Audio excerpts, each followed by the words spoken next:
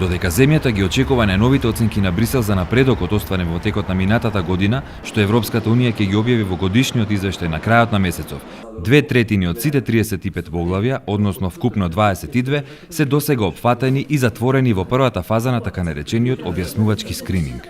Државниот советник за европски политики Драган Тилев вели дека досегашното искуство во читањето на европското законодавство и споредбата со домашните правни акти покажало голем степен на усогласеност, бидејќи земјата не чекајќи датум за преговори со ЕУ, почна да им става европски знаменца на законите уште по стапувањето на сила на спогодбата за стабилизација и асоциација пред 15 години.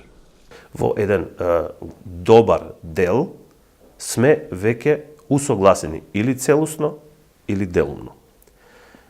Грубо, јас би рекол, не би можел да направам таква проценка, бидејќи се работи за негде околу 6.500 правни акти, различни правни акти кои што треба да се транспонираат, пренесат во нашето законодавство. Може би негде као околу 35 до 40% веќе имаме усогласеност. Може би негде као околу 2.500-3.000 близу акти се веќе транспонирани, велам целосно или делумно, со некоја резерва. Останатите останува да ги транспонираме, да ги пренесеме во текот на наредниот период, односно во текот на преговорите. Останатите 11 поглавја во оваа фаза би требало да се завршат до декември годинава, но потоа во втората фаза на билатерален скрининг ќе треба да се имплементираат препораките од Брисел во сите 35 поглавја.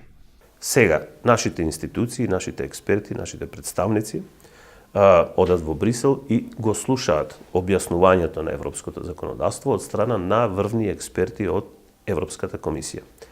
Следната фаза, кога ќе започне билатералниот скрининг, ние ќе бидеме тие кои што ќе треба да презентираме што од тоа законодавство веќе го имаме вклучено во нашите правни прописи, односно да ги презентираме плановите за тоа што и кога ќе транспонираме во нашето законодавство од европското законодавство.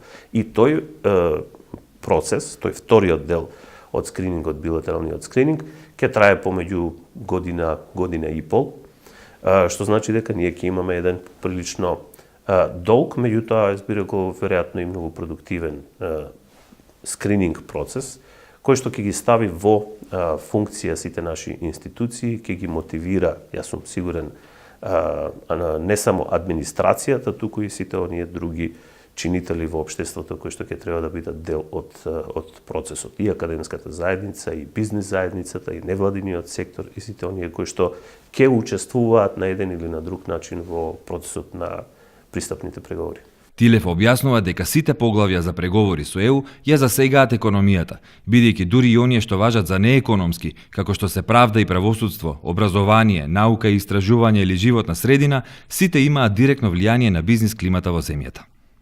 Економијата мора да го следи процесот на економските оператори, синдикатите, стопанските комори, економските оператори, тие мораат да го следат процесот на преговори. Државата ќе се обиде во амбициозен налет да што побрзо ги внесе европските правила на домашниот пазар. Меѓутоа, при тоа мора да се води сметка да економските оператори можат да го издржат тој притисок.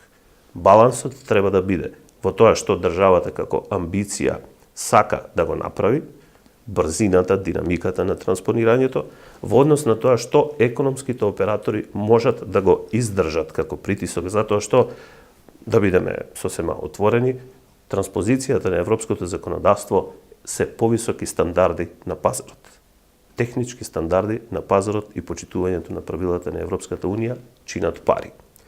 Економските оператори ќе мораат да инвестираат во своите работни простории, во технологијата, во унапредувањето на технологијата, модернизацијата, специјализацијата, тие ќе мораат да инвестираат нови средства. И тоа чини, го намалува профитот во одреден момент, меѓутоа отвара нови простори понатаму. Освен европското прекројување на законите и со тоа создавање на подобри услови за водење бизнис, очекуваните преговори за влез на земјата во ЕУ ќе отворат и повеќе фондови за изградба на инфраструктурата и модернизирање на технологиите на производството во приватниот сектор, што во крајна линија ќе ја зголеми конкурентноста на домашните производи на единствениот европски пазар.